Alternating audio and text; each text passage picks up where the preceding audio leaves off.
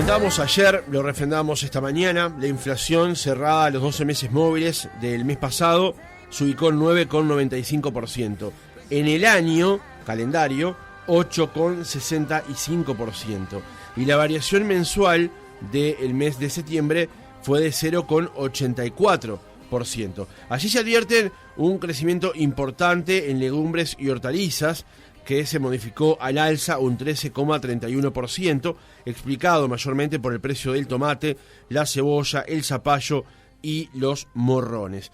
Teniendo esto en cuenta y con las expectativas del gobierno, que es ubicar la inflación en el rango meta entre un 3 y un 6%, en las últimas horas el Banco Central del Uruguay definió subir la tasa de política monetaria hasta un 10,75%, ratificando un perfil en esa dirección de la autoridad monetaria. Con estos datos arriba de la mesa se abren algunas otras reflexiones para realizar esta mañana. Estamos en comunicación con Alejandra Pico, que es la directora del Instituto Cuesta Duarte. Pico, ¿cómo le va? Buenos días.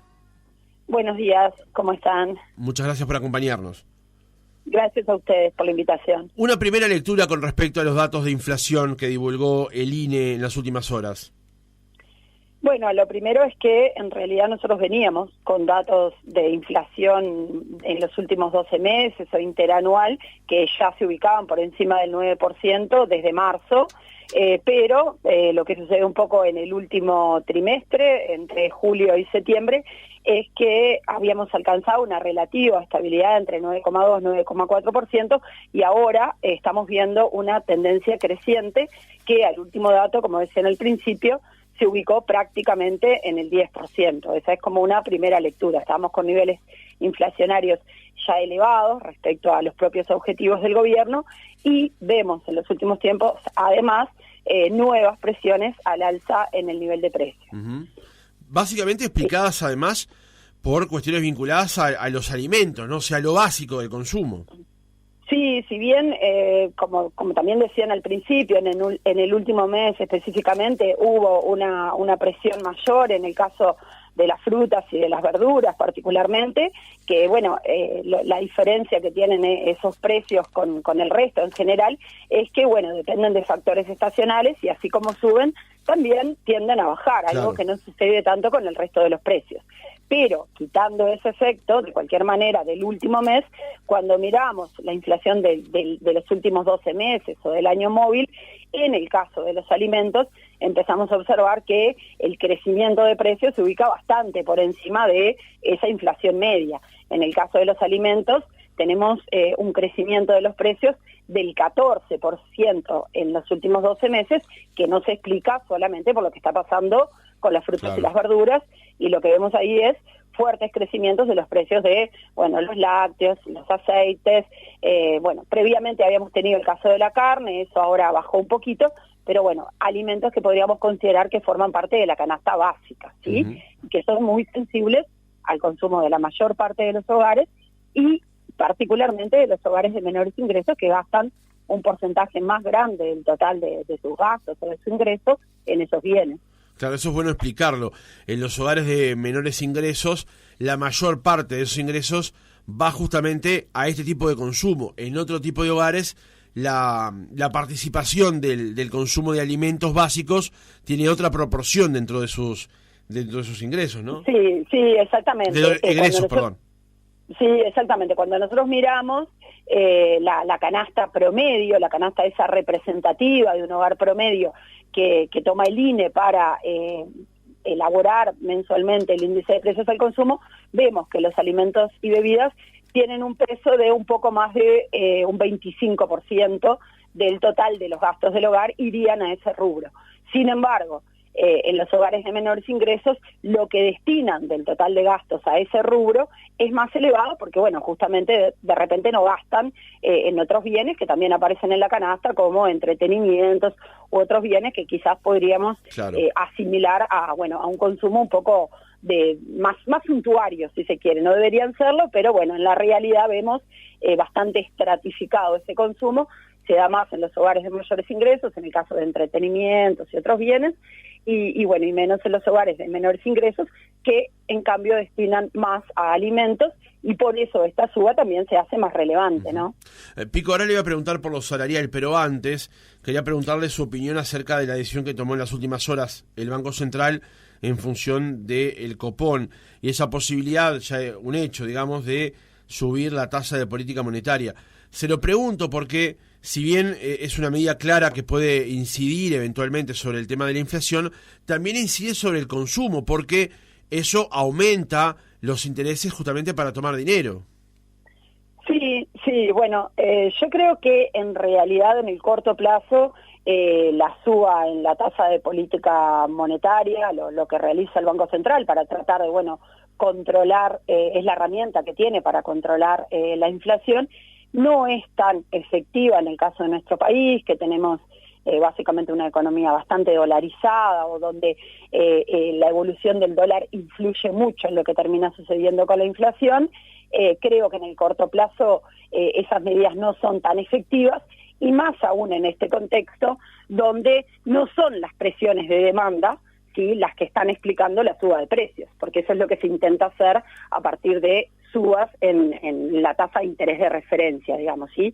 Tratar de tener una política más restrictiva, ¿sí? Encarecer, por ejemplo, el crédito y, disminuir las presiones de demanda que puedan estar incidiendo en la suba de precios.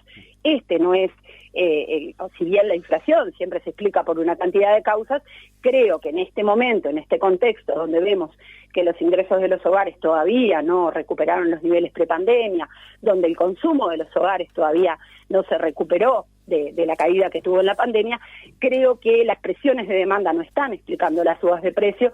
Eso hace que la política monetaria tenga un accionar más limitado.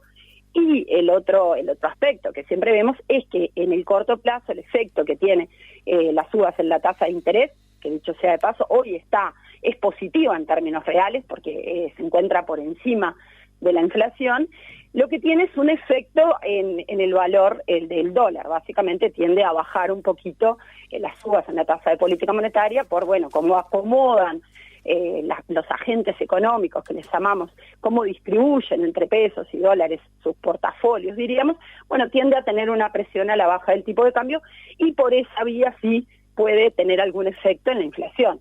Pero de cualquier manera en este contexto estamos en un momento, en este corto plazo, de suba el tipo de cambio por decisiones que se están tomando de política monetaria en otros países, en particular en Estados Unidos.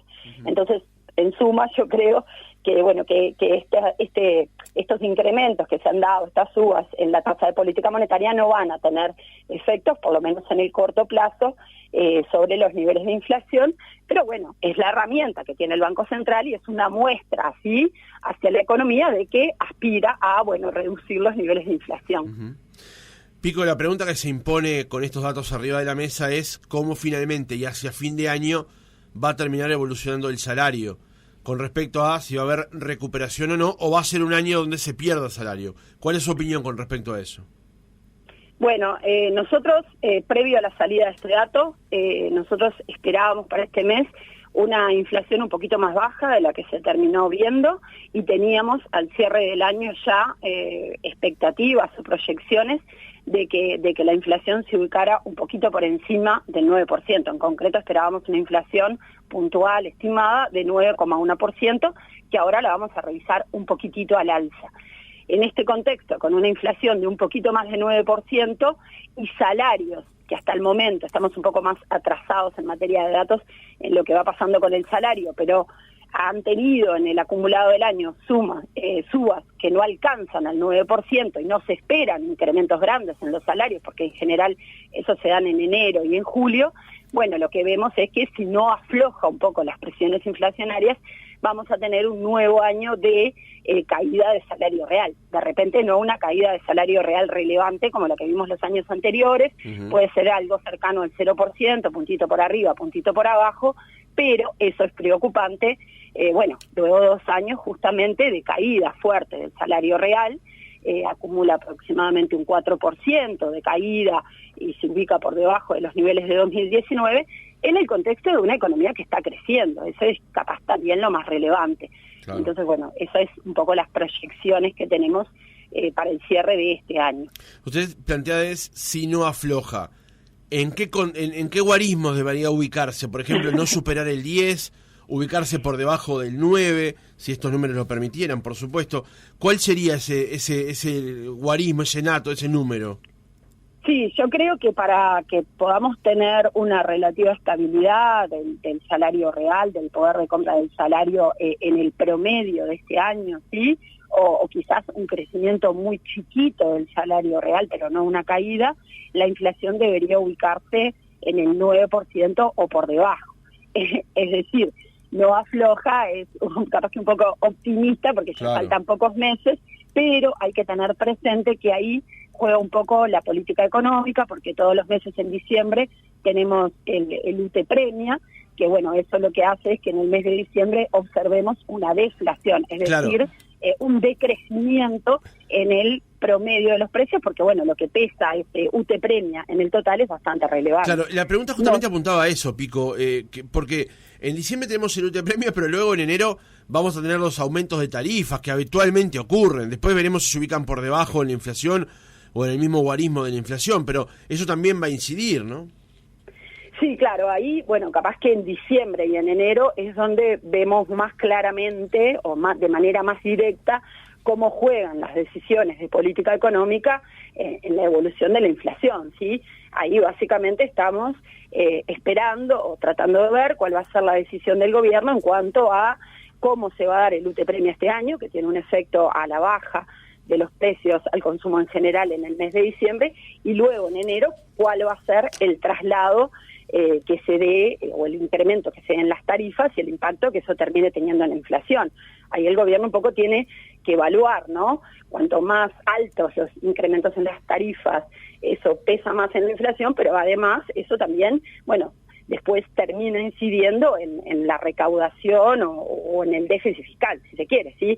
Entonces, bueno, ahí no tenemos claro del todo cómo va a ser este año el UTE Premia y por lo tanto el impacto que va a tener en diciembre, y luego en enero tampoco cuál va a ser el incremento que se va a dar en las tarifas.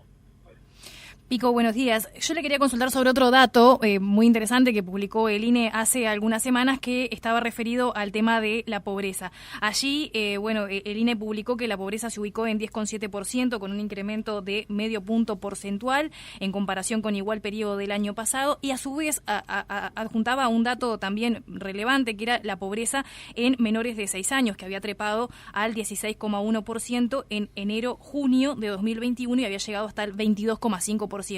Ayer en una entrevista en una radio colega, Isaac Alfi decía que todavía no se comprendía por qué, a pesar de que el gobierno había hecho grandes transferencias, sobre todo a los sectores de primera infancia, no se veían esas mejoras. ¿Cómo se puede explicar o por qué es que no mejoran estos índices a pesar de las transferencias que el gobierno ha hecho, sobre todo a sectores como la primera infancia? Sí, no, decía que más allá de que, bueno, podamos discutir si están o no en el margen de error los datos generales, la evolución general de la pobreza, lo que sí es claro es que estamos muy por encima de los niveles que teníamos previo a la pandemia.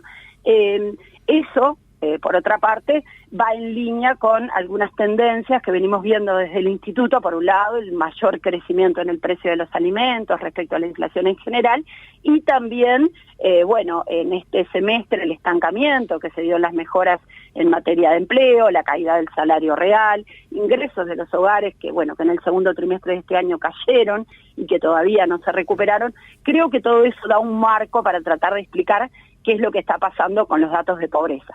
En el caso puntual de la pobreza en los menores de 6 años, que es un dato más que preocupante, creo que quizás las transferencias que se hicieron, una posible explicación, es que no fueron suficientes, ¿sí? Muchas veces las transferencias sociales justamente ajustan por inflación, más allá de los niveles que después se puede cuestionar si son o no son suficientes para sacar a un hogar de la pobreza, o que permitan estar por encima de ese ingreso o ese umbral que determina la pobreza. Creo que quizás no tuvieron los ajustes necesarios sobre esos niveles que permitieran que los hogares con niños pudieran salir, porque los niños tampoco viven solos. Lo que nos está mostrando es que en los hogares donde hay niños menores de 6 años, los niveles de pobreza no han mejorado, y en el caso de los niños han empeorado, y bueno, creo que ha habido una insuficiencia en las transferencias que si sumamos en un mercado de trabajo que este año empezó a enlentecerse con salarios que caen, bueno, eso nos da un poco una explicación desde nuestro punto de vista de lo que está pasando con esos datos, ¿sí? Alejandra Pico, directora del Instituto Cuesta Duarte, gracias por haber estado otra mañana con nosotros. No, muchas gracias a ustedes por la invitación.